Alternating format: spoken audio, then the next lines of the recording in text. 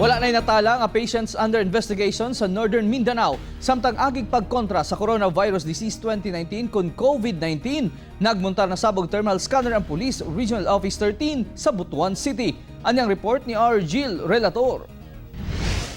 Sanglit gawa sulod na ang mga personahe ug sibilyan nga dunay transaksyon sulod sa Police Regional Office 13 sa Butuan City. Doon na gi-install nga infrared thermal scanner para ma-detect kung anaa ba sa normal ang body temperature sa mga musulod. So far, wala man po ito, sir. Okay naman po din ang mga body temperature, sir. Okay naman po din, sir.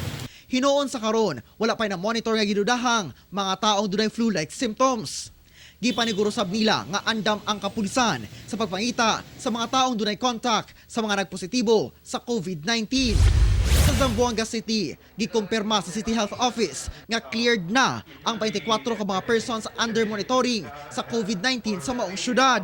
Wala na matud pa nakitaan og sintomas ang mga PUM sulod sa 14 ka adlaw nga quarantine.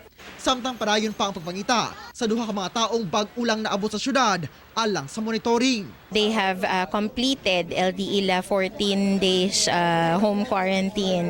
And because every day people coordinate with us, we have people who are staying with us here in the city that has history of travel. So we monitor, we locate first and verify what's their condition, and then we monitor na.